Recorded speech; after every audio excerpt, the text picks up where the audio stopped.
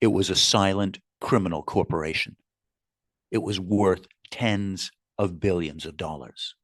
They killed and tortured their opponents without giving any signals or clues to their existence. They were the Super Cartel, one of the world's largest drug traffickers, and virtually no one knew anything about them. Welcome to CrimeWaves.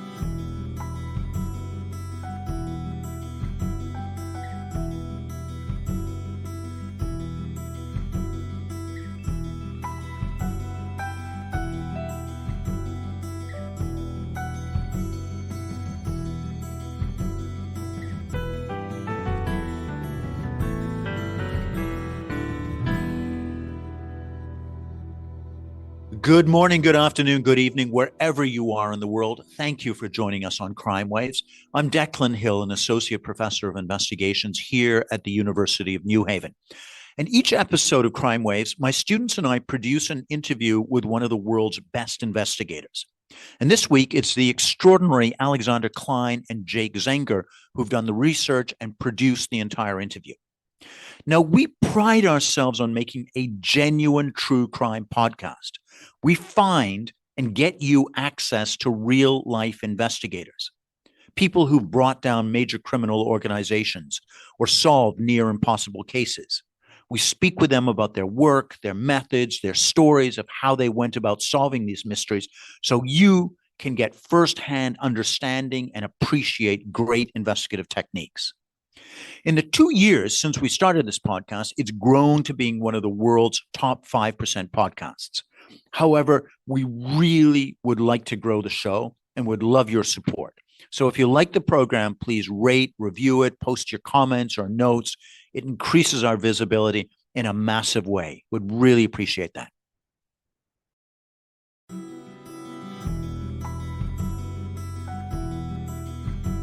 It was a war.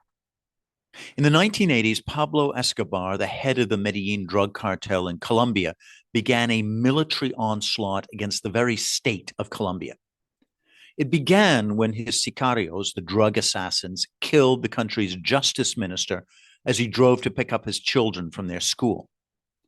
The war was between Escobar's drug cartel, which was worth tens of billions of dollars with thousands of armed fighters, and the Colombian government.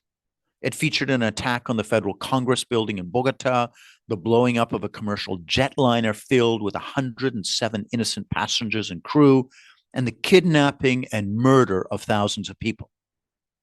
Now, that conflict eventually drew in all of the Colombian military, law enforcement, police, who were aided by American communication devices and agents, and also a secretive force of paramilitary vigilantes whose bloodthirsty tactics included murdering a 12-year-old boy because he was the playmate of Pablo Escobar's son. They won. Those paramilitaries did what the Colombian government could not do. They took down the world's most powerful drug lord. So our story really begins on a rooftop in Medellin, with Pablo Escobar lying dead from a cloud of police bullets. And the question was, who was going to replace him? To answer this question is a star investigator, Luis Juan Sierra. He's a legend among American law enforcement, a man of vast experience, currently serving in Mexico, where he helps lead the anti-money laundering operations for the U.S. State Department. But in the 2000s, he was the U.S. Drug Enforcement Agency, or DEA agent, in charge of overseeing their Colombian operations. And he began to hear rumors of a super cartel. So our interview began by asking him, how big was that criminal organization? They essentially controlled, I would say, over 90% of the cocaine that was moving out of Colombia to Europe, anywhere else, Mexico, United States. And the amount of money they were laundering, obviously, we coined them, or I think the media coined them, the Super Cartel. When did we first heard about this, or not particular to them, but we had heard these rumors that organizations were moving millions, hundreds of millions of dollars in cash in maritime shipping containers Mm-hmm. It had been, an urban legend, a myth. We would hear snippets from informants, from intelligence, Mm-hmm. from different sources, but nothing ever concrete. And I remember one winter, it must have been 2008, 2007, myself and some of the investigators, agents from my office, we flew to Washington, and we actually had a sit down meeting at our headquarters to discuss how could we get our hands around this, how could we try and identify these containers, because there was, and they say there was traffic, there was we're hearing about it, but nothing. And so we went back to Colombia, just going about our usual, working all our cases with the Colombian authorities, our investigations into all types of different stuff going on. And one of the agents in my office, an outstanding agent, came to me one day and he said, "Hey, that bulk cash in containers, in the maritime containers, there's an informant who wants to give us all the details." And I said, "Yeah." I'm like, as an agent investigator, we kind of become jaded or skeptical sometimes, especially with these types of urban legend type things. And we were kind of like, well, yeah, okay, maybe it's probably just another informant pulling our leg, or nothing concrete. And this agent was persistent. He kept saying, like, "I got to go talk to this guy. I got to go talk to this guy." I remember I finally said to him, I said, "Okay, travel to the part of Colombia he is in and meet with him and come back. Let me know." And I didn't, I myself, and I think even the agent in our office, we didn't think much would come of it. And he went down there and he came back the next day. I remember he came into my office and he said, "Luis, this is the real deal." And I said, "What do you mean?" And he said, "No, this is it." He said, "This is going to happen. This is happening. I know all the details." And he explained to me what he had been told and what information he got. And we were always still a little skeptical. And I think that was probably about like March or April of that year, of 2009. Luis, what are your feelings? Because I presume as an experienced investigator like yourself, you've heard that before. But what are your thoughts as one of your agents says, "Hey, I've got this. This is the big story." Of course, you're hoping it's true, and you're hoping, that we're going to do this. But part of you always remains a little skeptical. Part of you always thinks like, maybe it's just not going to happen, or we're not going to get lucky. But on the flip side, as an investigator, we had to pull all the threads and run it down. I would say maybe you're 50-50, like, hey, this could happen. Let's give it a shot. And the other party is like, this is just another one of those things that's going to run into a dead end. What does he tell you? What's the specific piece of information that he's giving you? So he came back and said, "Look, they're moving hundreds of millions of dollars. It's coming in maritime shipping containers from Mexico, from Europe. They have an ingenious way of concealing it in sacks of ammonium nitrate fertilizer, where even through X-ray or scanning technology, it can't be detected. They've never had a loss. And, I know exactly how they're going to put it in the container. And, we should be good to go in a few months, and there'll be something coming." And then we have the daily stuff we got to do, all the other cases we're working, the office is working, and you just kind of, I don't want to say put it on a shelf, you just kind of tuck it away and wait. And that's what we did. And what was the specific information that you're going to move on? Well, we were just waiting for that informant who had met with our agent to let him know there was a container or containers inbound to Colombia with cash. Mm-hmm. We were just waiting for the green light, for the signal, and that's what we did. And look what happened. What? Tell us what happened. A few months later, I think 4 or 5 months later, I remember very distinctly, I was back in Washington, D.C. for meetings, not about this, just routine meetings with our headquarters, I got a message from the agent. And he said, "Hey, this is going to happen. This is really going to happen in the next day or two." And I said, "You think so?" He said, "No, absolutely." And I remember the information was that these containers were going to come into the port of Buenaventura, Colombia, which is on the Pacific coast. Okay. And I said, "Okay, let's deploy, some agents over there to work with the Colombian police and wait for them." We sent the team over there, and they were waited. I remember I was sitting in a meeting in Washington. I got a message from one of the agents that was in Buenaventura, and he said, "This is happening." And I stepped out of it still gives me goosebumps remembering that. I stepped out of the meeting, and the agent called me. He said, "I'm standing right here, and we're unloading the containers," and you could hear everybody cheering and screaming. And there it was. What did they find in the containers? So it was containers of, just like the informant said, big sacks of ammonium nitrate. These sacks weigh maybe a ton each. Each sack had a block of neatly packaged, vacuum sealed cash, between $800 to $1 million per block. And in that particular afternoon, they seized 28 million that afternoon in cash. Everybody was just dumbfounded. It was amazing.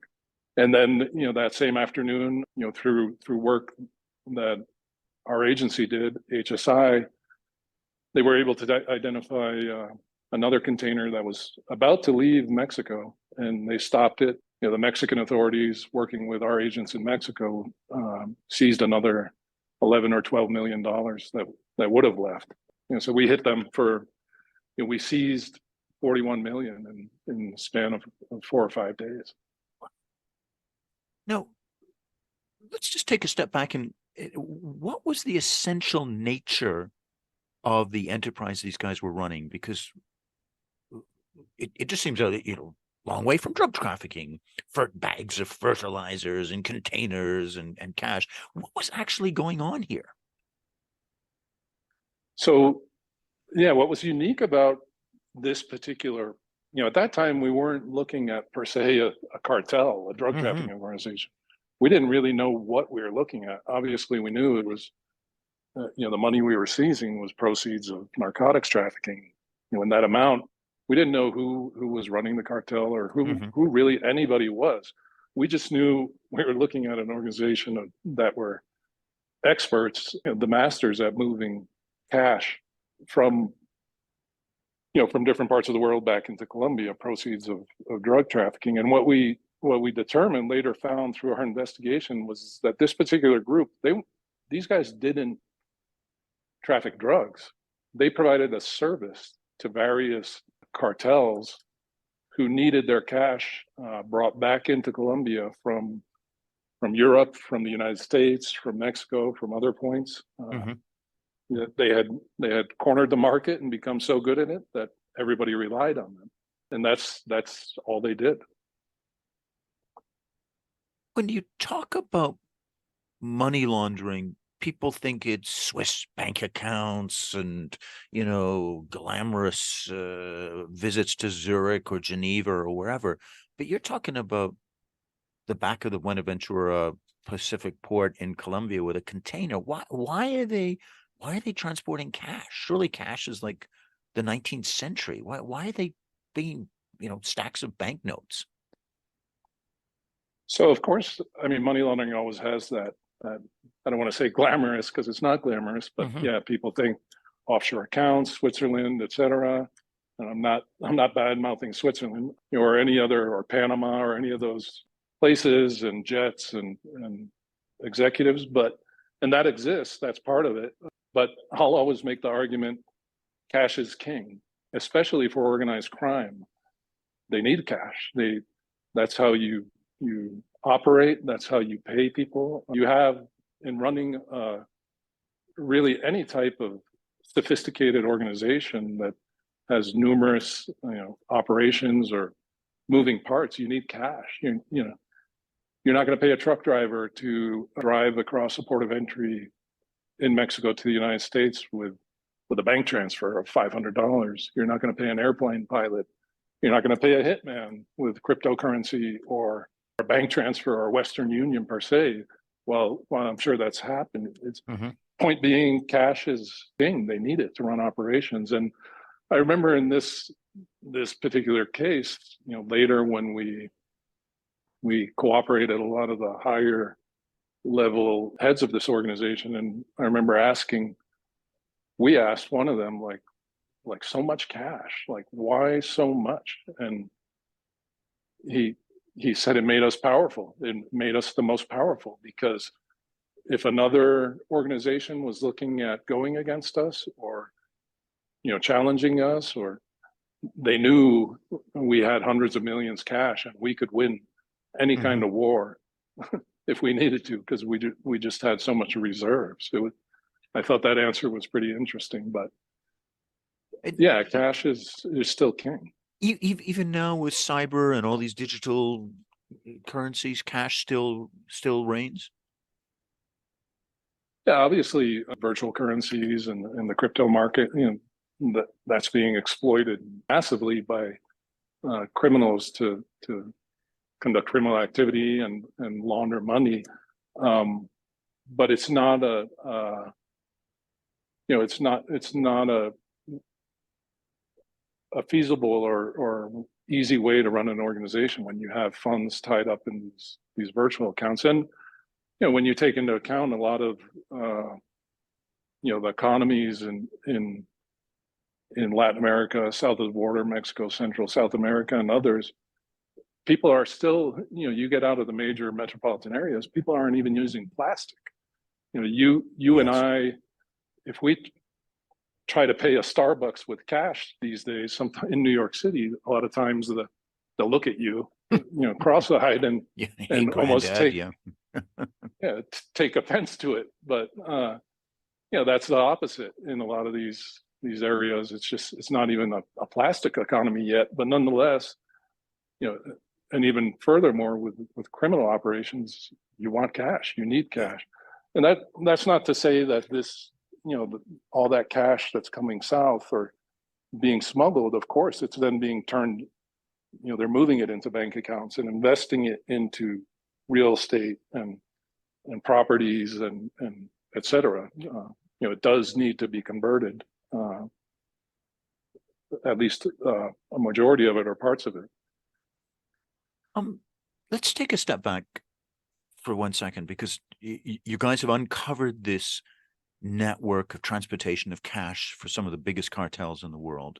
But let's talk a little bit about who those cartels guys are, because really the story begins on a rooftop in Medellin, Colombia on December 2nd, 1993, with the death of the most famous drug guy of that time, Juan Pablo Escobar. Tell us a little bit about who filled in the vacuum of his death. Who were these guys? How were they operating after he died? Yeah, so I mean, as everybody knows or who follows, cartel activity and the progression of and their history, Pablo was killed in Medellin. That was largely, obviously he was public enemy number one for Colombian authorities in the United States. The Cali cartel, as extensively documented, was also behind that, as Pablo, the head of Medellin cartel, was their direct competitor, and they wanted him out. So, the next step was Cali cartel became big.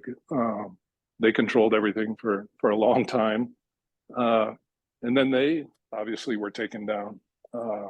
They were arrested, some of their members killed.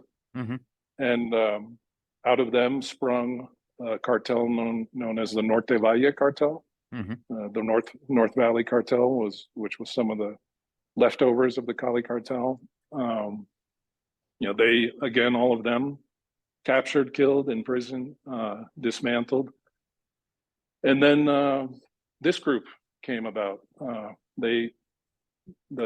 they call the Super Cartel, or other names, Yep.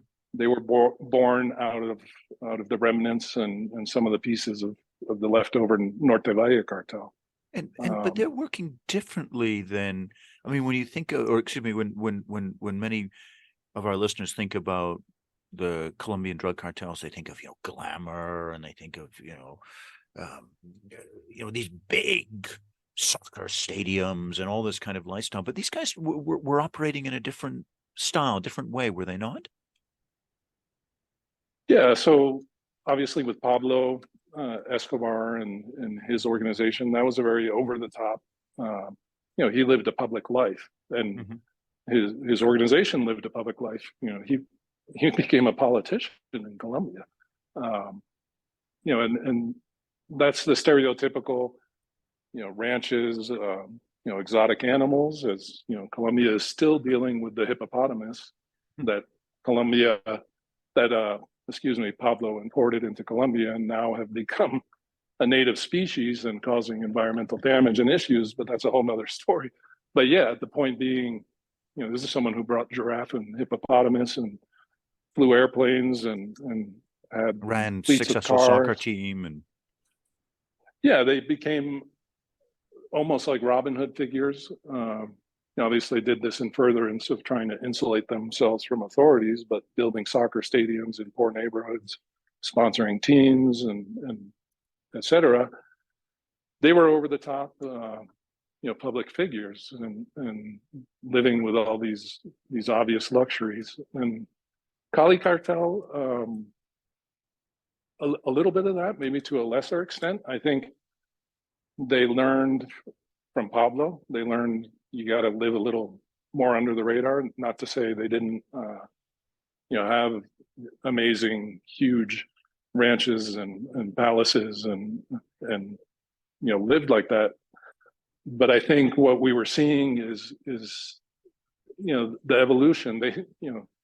Cartels and criminals were learning, like, we can't live this public life. We can't roll up to restaurants in Ferraris and dress over the top. They were learning we need to start going underground and start being anonymous. And I think what we saw with the Super Cartel was the manifestation of that. I mean, we had never seen anything like it. They were driving Hyundais, and not to say anything bad about Hyundais, but great car, Volkswagen Jettas, cars that they're a dime a dozen in major cities, and they would take taxis. I remember they would use public transportation and take taxis. And these are people who have hundreds and hundreds of, I would say billions in cash, could do whatever they want.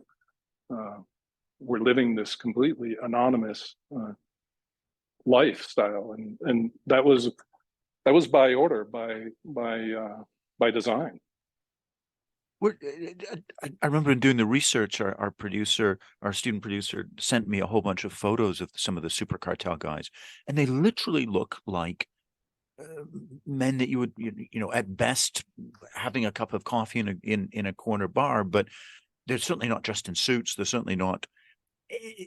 And I think it's one of the issues, as I was talking to my students about, is that we have, as people unconnected with this world, a kind of view, because most of the time we're watching Hollywood movies or TV series or Netflix or whatever about these drug guys, and they're played by Johnny Depp or Pacino or whoever. So our first reaction is, oh, head of the drug guy, my gosh, he's got to be so thanks. And then you actually see the photos of these guys, and they look utterly mundane and utterly normal.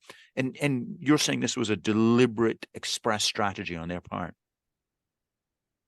Yeah, no, this organization could have had anything they wanted in the world, anything, from properties to vehicles to planes to travel. But their discipline was such that and they lived in anonymous apartments, drove anonymous vehicles, wore regular suits. They could be on the subway in New York City. You wouldn't notice anything different about them, just a regular commuter. going to their office building. And this was part of their success was based on this discipline and this the way they conducted themselves. Oh, how did they run their actual organization? Were they as bloodthirsty as Escobar was? Yeah, I would say that obviously what Escobar and his organization did was horrible, especially any killing, but targeting police officers, putting rewards out for anybody to kill any police officer. This organization saw murder as just a business, a part of the business. I don't think they from what they told us, they didn't seek the less murders or bloodletting, the better. But of course, they were willing more than and able when needed to eliminate rivals or people who would cause them problems. And were they organized conversely away from their blood and, presumably their hitmen and their torturers and all their usual apparatus of organized crime? Were they organized like professionally, like a corporation? How was that organized? Yeah, I think, I was thinking about, they said it was like the most sophisticated drug cartel, that ran like a very sophisticated business. I would almost say, you could say this was like a very sophisticated business that ran drugs and laundered money, as a profit center. Mm-hmm. That's how well they were structured. As an organization, they outsourced everything. They had very little contact with anybody who actually worked for them. Nobody knew who the bosses was. You didn't get to meet with these people. You didn't, and they didn't have these large meetings or discuss. You may be a hitman for this organization killing someone, but you had no idea who you were killing for or why you were killing that person. That's how well the same with their drug smuggling operations. You may have been driving 2 tons of cocaine from Pacific coast of Colombia to Central America or Mexico. You didn't know really whose cocaine it was, who you were delivering it to per se, who owned it. You had a job to do, and that was move it. You didn't get to meet these people or talk to them on the phone. They had insulated themselves and structured and outsourced the whole enterprise through many layers, and it worked incredibly well for them. Mm-hmm. And now to come back to you, you're sitting in your office in Washington. You've just heard in 5 days you picked up $41 million. You've got a string attached, and really the investigation kicks off. What happens next? Yeah, it was, we couldn't believe it still, and it was amazing. Our whole agency from our director down pledged unlimited support in terms of personnel and funding we needed for travel, et cetera, to work this organization, because we had never seen anything like it, and we knew it was probably the most important case we were going to work right then as an agency. So we dedicated, everybody and everything to it, and that's really where we started, unraveling who this organization was and what they were doing, and started identifying the leadership, and working with the U.S. Attorney's Office in the Eastern District of New York to start indicting people as we identify them. And who were these guys? Tell us a little bit about the 3 leaders of the Super Cartel. Well, there were, through the course of investigation, we started with the money, and then we made it back to the leaders of the organization who were in control of all the drug smuggling, and in control of the whole organization. There was one guy named Don Lucho. There was another Don Julio. Those were essentially the two heads of the organization. To a lesser extent, there was a guy named Don Claudio. What was Don Lucho's job? He was the absolute boss. He made all the decisions, ran everything. He ran the organization through his deputies and his underlings, who communicated outwards to everybody else. And the other guys were involved with the violence, or they were involved with the financing and the corporate structure? So I would say none of the leaders they never had their hands on the violence or these were guys who never got their hands did bloody. any of the got their hands bloody or smuggled drugs themselves. They just made decisions over the phone or via emails or chat applications. And they had a structure. They had people who coordinated logistics for the smuggling of drugs. They had people who moved all the money, obviously, the ones we came upon with the containers. They had a whole infrastructure of people who they, through layers, issued orders to or coordinated actions. It's Declan. We're doing an interview with Luis Sierra, the DEA agent who was instrumental in bringing down the Ghost Army. That's the super cartel of criminals from Colombia that were exporting billions of dollars in cocaine around the world. They were so well organized that virtually no one in law enforcement knew anything about them. We rejoin the interview now. How again, my paradigm for this is always Escobar, who essentially declares civil war against the Colombian state or nation, kicks off by killing the Minister of Justice in a very high profile assassination. The Cali cartel, his rivals, pay off massive numbers of politicians and really corrupts a significant section of Colombian society, not the majority. The Colombians are deeply involved in the fight to clean up there and become non-corrupt. How were these guys able to do the same thing as the Cali and Medellin guys? Were they able to corrupt politicians and influence the system as well? No, I think this organization saw it as better business and more efficient to obviously not to target politicians or high-level government officials and to fly under the radar, to be anonymous.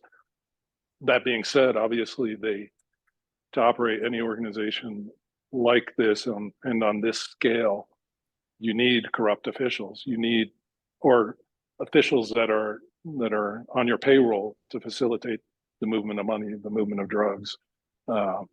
And or to provide intelligence or information. So obviously that was a part of their organization. But they did everything,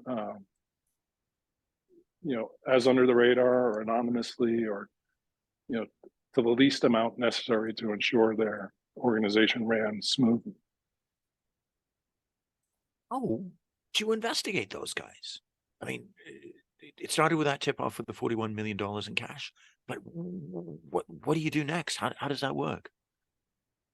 Yeah, so I would add to your previous what we were talking about. I would say, going back to that, they were so anonymous and so under the radar.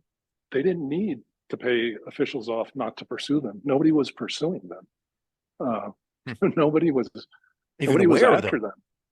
Right. So yeah, of course they needed to in certain instances pay off officials on the coast or at a port or et cetera, but they didn't have that. Wasn't like an operating expense or a necessity for them because unlike Pablo Escobar or the Cali cartel, when they were on the government's radar, both US and Colombian and others, they were running. They were at the same time running an operation. They were avoiding being arrested, so they had to pay tons of money to bribe officials to help them escape capture and give them information. This organization didn't have that need because they were just so under the.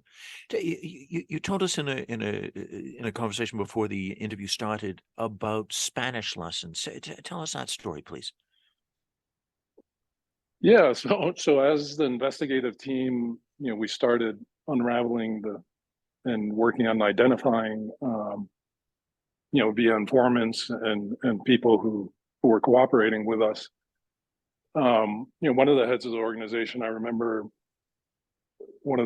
they told us, yeah, we've met with that person a lot to coordinate stuff we were doing.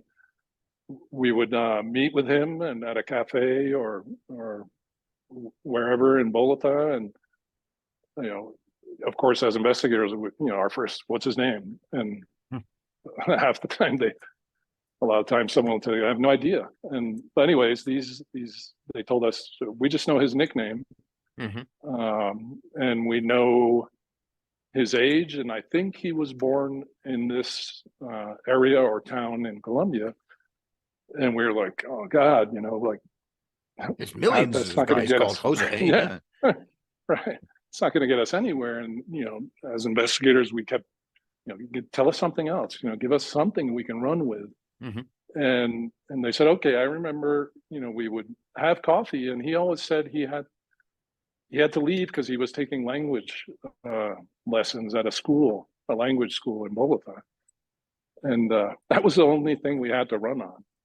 And so what did we do? We working with the prosecutors in Colombia and with the Colombian police team we were working with, we literally got the records for thousands of students registered at these language schools, 3 or 4 language schools in the area, and comb through them. I think it took a month or 2 of combing through these thousands of records before we narrowed it down to 10 or 15 people who fit the age range, the geographic location of where they said the person was born, and the description, and bingo, they're there. We had our next guy. We had one of the leaders, and that's how we identified him. How do you put together an investigation like this? Because it just sounds, you've got the informants on one hand, meeting these, people talking to your agents, but you're also having to deal with the Colombians. You're also having to deal in, through Mexico, Colombia, America, Miami, Washington. How do you do that? Yeah, obviously this case was so big and complex. It becomes a very big investigative team.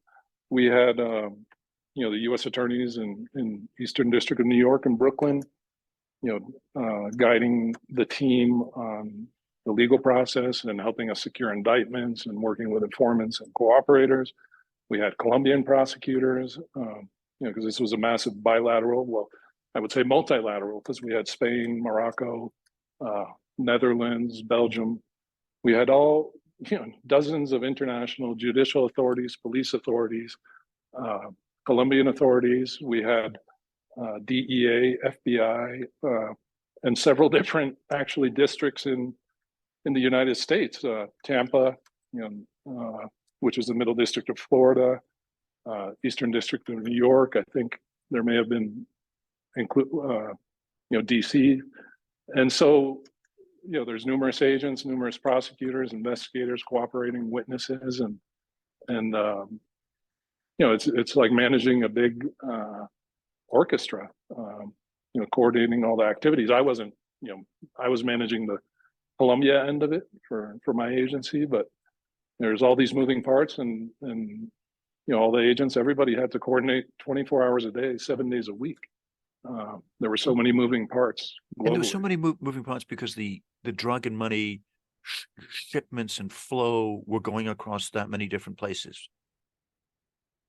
Yeah, once all the agents and everybody identified everything that was going on, because the organization kept running after the money seizure, and through what we were doing, we were able to see all the different activities the organization had going on throughout the world, with money movements, with drug movements, and at the same time we're working to identify everybody and secure indictments with the U.S. attorney's offices. We're coordinating in real time the interdiction of drugs and arrest of people and seizure of money in dozens of countries.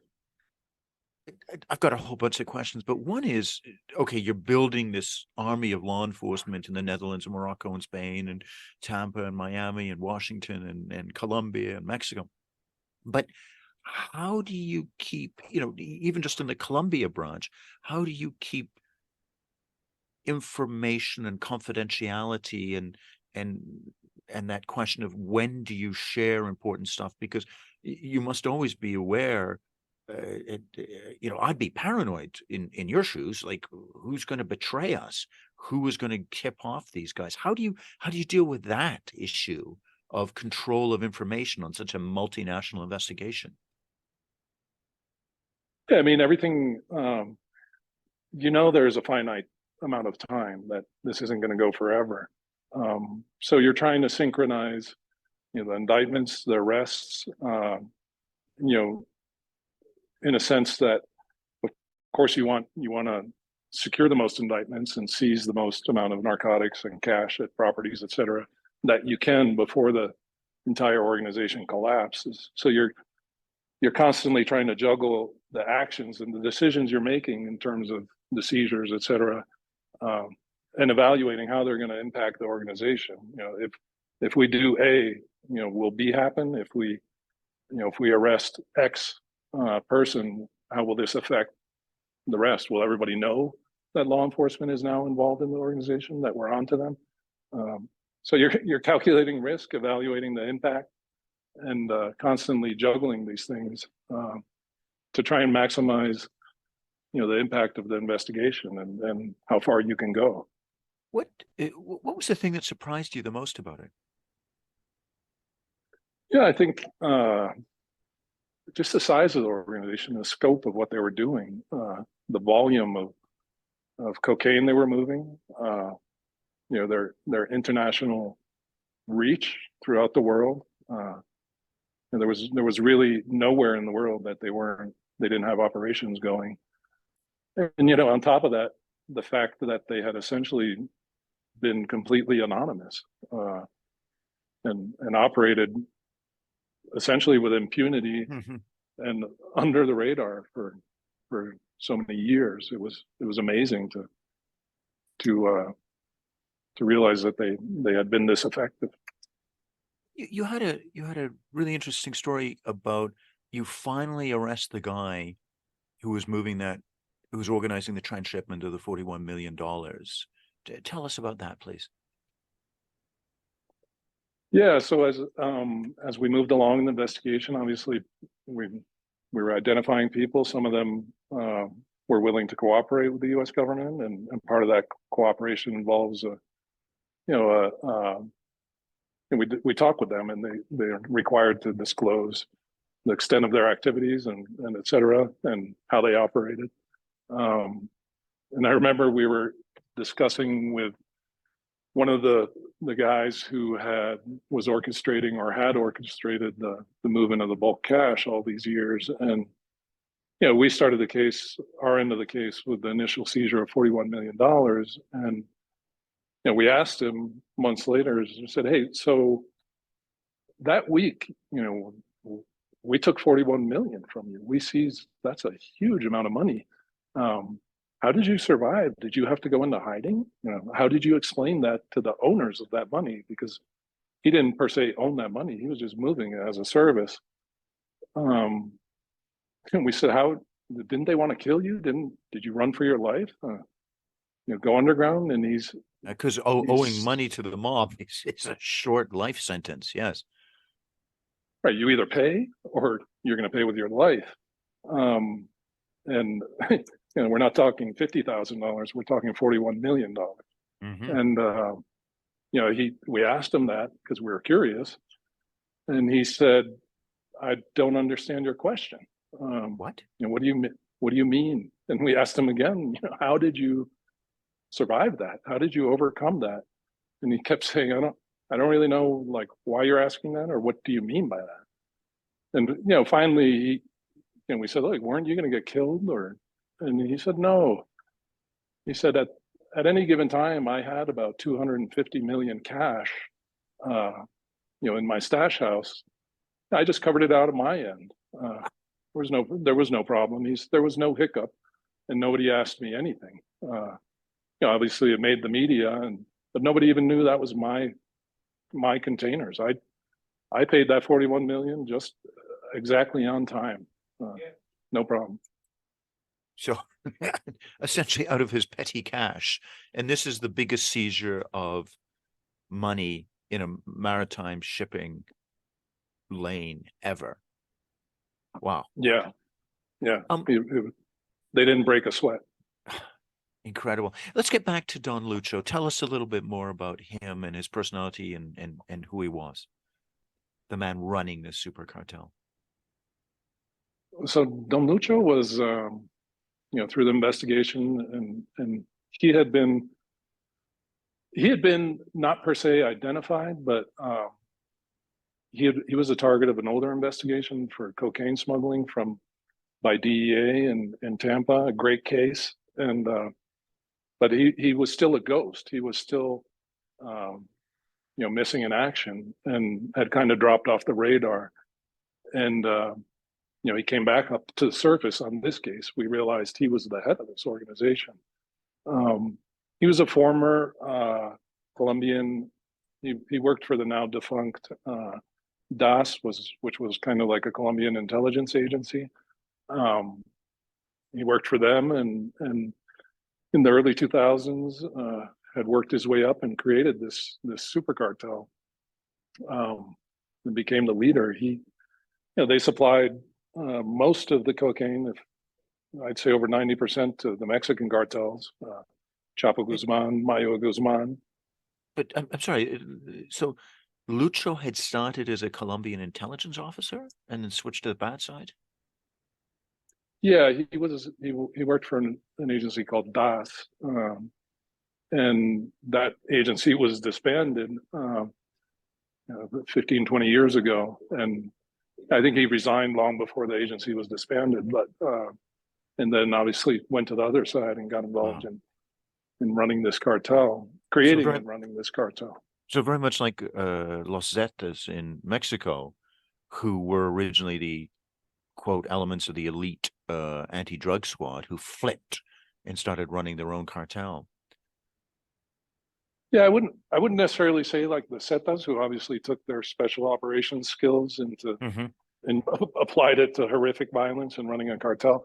And through the investigation, I don't think we ever determined that, he per se used I wouldn't even say he really had skills that he applied from his former life into running this cartel. It sounds like he did. I mean, the theme of this conversation has been about how undercover, how discreet they were. That sounds very much like he took his modus operandi from the intelligence agency and just brought it to the drug cartels. Yeah, I mean, to an extent, I'm sure what he learned, helped him in some facets, but I don't think, the way that agency functioned, and I don't, he wasn't a high level official, or he was a routine. It's not like he was a spy master or a law enforcement operative that had all these special skills that he then translated into. I'm sure he had some takeaways, obviously, yes, but he wasn't like a career official who had specialized skills that he could really apply. I think what we learned is he just had a penchant for business. He was a very skilled businessman who maybe in another life or another setting could have really run a successful. I'm not saying this in a way to give him credit but like anything, maybe he could have had a successful, legitimate business career. Yeah, we do regular interviews on this podcast with Michael Francis, the former capo of the Colombo crime family in New York. And it's very clear when you meet him, when you speak to him, that he could very easily have done a Fortune 500 company. That sense of an intelligence that understands both the business deal, but also the water that he's particularly swimming in and how it operates.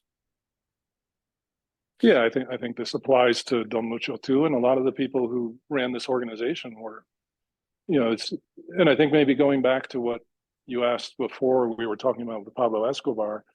I don't think Pablo Escobar or his crew were particularly educated or brilliant people. Obviously, he had a penchant for doing business, but in this group, the Super Cartel, we found that a lot of them were, well educated, well mannered, from good families, and very capable, and could have been very capable in any other facet of or thing they chose to do with their lives.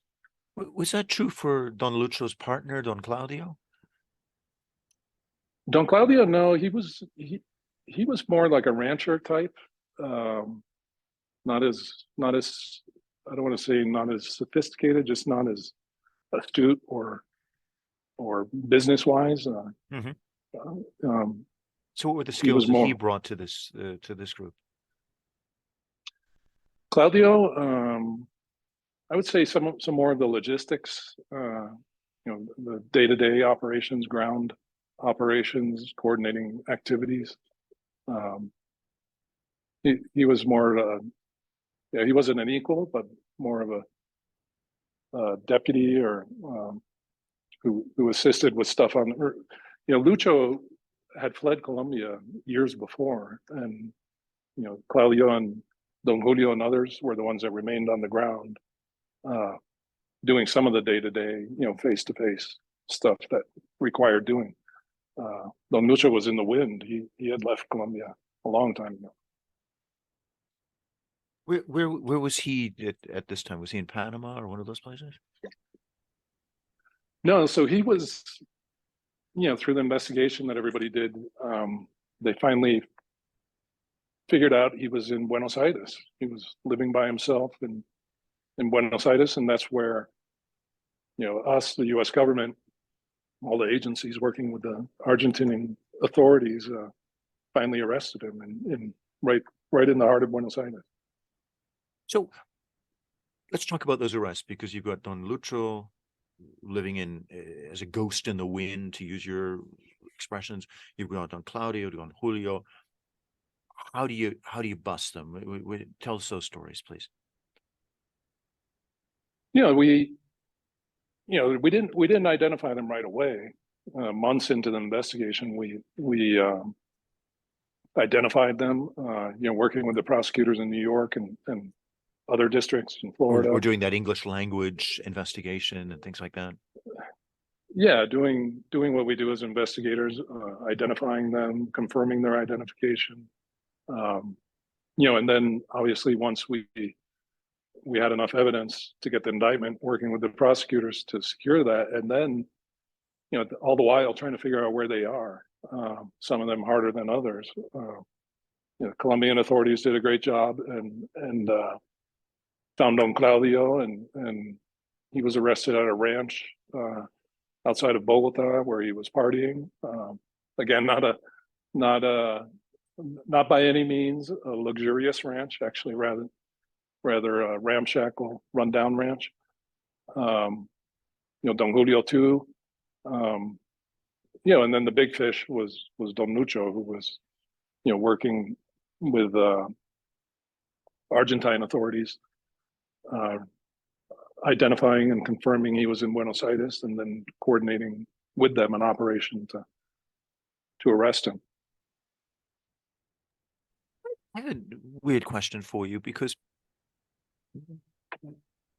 here you have these three guys who are head of the Super Cartel that are transshipping billions of dollars. And, we've mentioned Spain, Morocco, Netherlands, Argentina, all these places around the world on these different continents, but they're living in these somewhat modest circumstances. They're driving small cars or whatever. They've eschewed that lifestyle. Did you ever figure out what made them happy? Like, they must have had all this money in the banks. Well, what were they doing? Yeah, I remember we asked them that, and and I guess in the back of your mind, or I should say in the back of their minds, and maybe like any criminal, mafia member. You think maybe there's light at the end of the tunnel, and someday you're going to kind of retire, and kind of ride out your days and have all this money stashed. And I asked myself that, like, is this what they were thinking? Like, unfortunately, these that's not the way it ends for 99% of them. I'm sure there's some successfully retired drug traffickers and mafia members with their money, but with these guys, so much money and so much, it was more they could ever spend in a lifetime. It was, and I remember they asked Don Lucho, and it was like, why so much money? Why? And I think his answer was the power. And I think he also said he just really enjoyed running a business. He was good at it. That's what he liked doing. It was his passion. It was, it doesn't make sense. They had hundreds upon hundreds of millions of dollars stashed in Colombia and invested in properties, and yet they just kept going with every year with hundreds of millions. Every year they were making. Yeah, you think at some point they just take 50 million and just say, right, that's me, and we're giving up now. You spoke about the end of the ends. Let's cut to the end. What happened to these three guys? What was their eventual fate? So, like anything in these worlds, Don Lucho, he did his time. He was returned to Colombia. He was murdered, I believe, a year and a half ago. Was all over the news. We always thought, we assumed he couldn't stay away from the business. A DEA agent who worked this case put it well. We hoped he would learn his lesson. We hoped that being in jail for X amount of years would put him on the straight and narrow. But someone like Lucho, he also said, no, he's going to go back to business. And it looks like when he returned to Colombia, he probably went back to business, and someone else said, or got angry at him, who knows, but he was murdered.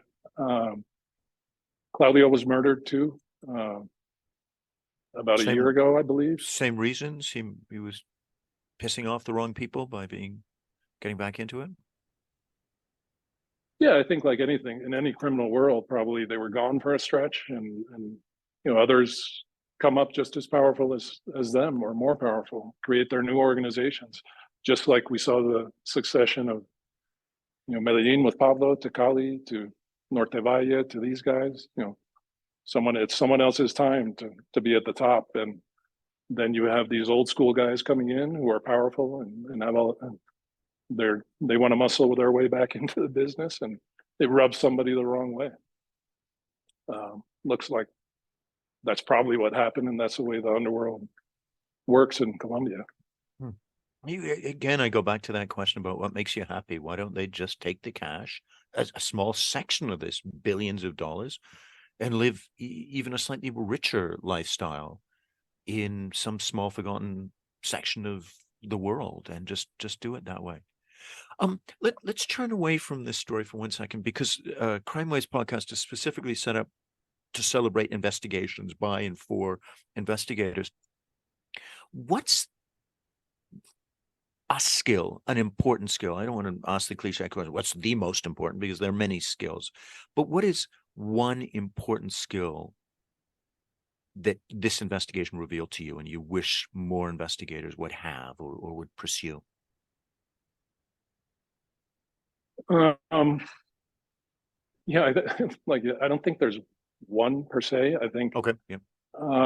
Sorry, it's a bit of a general question, but just give us one sense, because there's a lot of young people who listen. There's a lot of people who aren't actually investigators, but would like to have that sense of how one goes about that business of investigation.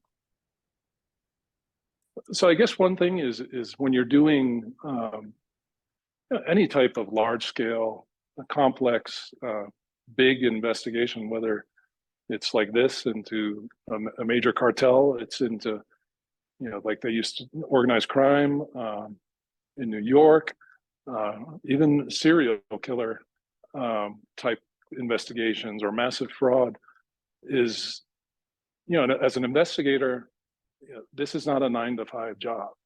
An investigator has to be willing to almost work 24/7. Remember these cartels, organized crime, fraudsters, serial killers don't stop. They're not turning off their phones at 5 o'clock. They're not vacationing much. They're not stopping.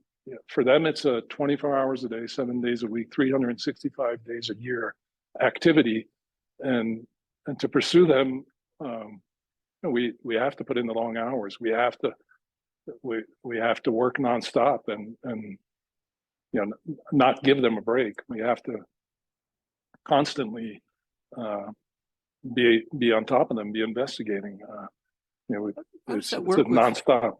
How does that work with family life then? It's not. It's really hard to strike a balance. If I think any of us who've worked these type of cases, and including myself, the family has suffered, unfortunately, due to absences and travel and distraction. I think it's unfortunately it's hard to. It can be hard to find a work-life balance when you're passionate about investigations and when you're wrapped up in these super important or large cases. It's hard. You have to try and do that, but you have to try and nonetheless, it's not.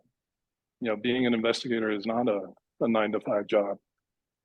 Yeah, I remember talking to Joe Pistone, Donnie Brasco's wife, who was a fantastic woman, and that the pain of having her husband not only doing a dangerous job, but doing a dangerous job where she wouldn't speak to him for days, weeks, months.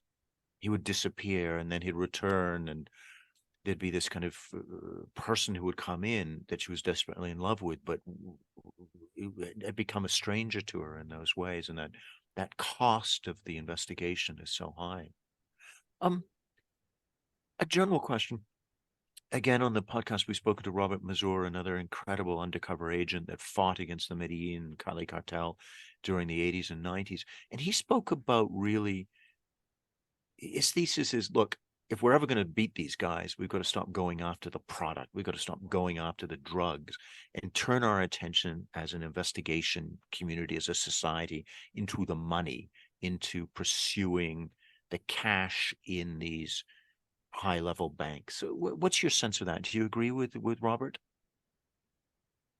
No, absolutely. I agree with Robert 100%. I admire him greatly and everything he's done, and I think he's absolutely correct. There's more cocaine flowing around the world than ever before. How long have we been at this game? Decades now. Mm-hmm. I don't want to say, of course, we have to interdict drugs. We have to stop the flow for the best we can. But it's almost like a hamster on a hamster wheel. It's just going to keep coming. In organizations, especially drug smuggling, they can recover from 1,000 kilos lost, 2,000. To them, that's a small price of doing business. Where you hit organized crime and not only cartels, where you really cripple their operations, is when you take away their ability to launder their money. And that can be working with bank accounts, working with the financial industry, but it goes beyond that too, to real estate investments, into money remitting houses, all the different ways they move. Organized crime moves their funds. Until I don't want to say until we because of course there's governments around the world are constantly trying to put greater controls on and regulations on financial industry and compliance programs, but that's the only way we really make them hurt or make it difficult for them to operate. I always say, in my current job, I serve as a subject matter expert for the United States State Department and advise in money laundering, Mexican government officials. And when I speak, I like saying that, all crimes except maybe crimes of passion, the end goal is to make money. There's very few crimes around the world that end goal isn't to make money, and criminal organizations have to launder money. They have to launder their money. They have to legitimize and move it. That's their end goal, and that until we, I agree with Robert. Our focus needs to be on that, or we need to increase our focus and make that a priority. My personal theory, Louis, is that until a series of well-dressed bankers are pulled out of their corporate headquarters and made to do the perp walk in handcuffs, it's going to go on. Now, I just think we got to start arresting high-level bankers. Thank you for your work. I really appreciate both your work and taking the time to do this. It's been a real honor to speak to you today. No, thank you, and you guys love your show. I listen to it all the time, and love talking about this case. And no, it's been an honor and a pleasure to talk about this and remember all the particulars of this case, which, in our careers, I think, all agents, whatever type of crime, serial killers or organized mafia in New York, or, I was watching the other night a new series about Gotti, and, seeing those agents work that case, and one agent in particular from the FBI, who was great, talking about that case. These cases, I don't want to say they're career cases, but maybe these cases change you. They change you as a person. They change who you are. They affect you. Sometimes for better, sometimes for worse. But they're career defining, and that's why we're agents. It's incredible. I'm happy to share it with you guys. Thank you. Thank you again. Thank you, for your guys. work. So after the interview with Luis Sierra, we're trying a new segment now, which is a production meeting. And that's a discussion between myself and the student producer. Today it's the brilliant Alexander Klein, about thoughts, observations on the interview and on the story of the Ghost Army. So, Alex, having listened to this, having listened and met Luis Sierra for the first time, what were your thoughts on the case? I believe the case changed every agent involved. It changed who they are fundamentally as people and as agents and investigators. How do you mean? This case seemed to be a very small case, and as further investigations continued, they found out this was a super Colombian drug cartel. These were big-time players, and they were living under the radar as ghosts. Yeah, and what struck me was that exact contrast between Pablo Escobar, who my understanding is that you've already spoken to a number of people who were neighbors of Juan Pablo Escobar, lived in his community, and the difference between a man like that, kind of larger than life, and the guys that took over. Tell the audience, if you don't mind, just a little bit about your research interviews with people in Colombia. The people that I spoke to in Colombia view Pablo Escobar as kind of like a hero for the community, that he aided and helped them in any way that he could. They seemed to give the response that he wanted to help and give back to his community that he was involved in. His own neighborhood, he would throw parties, he would give money, he would give food to people, he would give shelter, he would buy homes for them. So he was more of a neighbor, a friend, and even a family member to strangers in the Medellin area in Colombia. So even 30 years later, people in Medellin, or certain parts of Medellin, still regard Escobar as a hero to their community as opposed to a drug lord.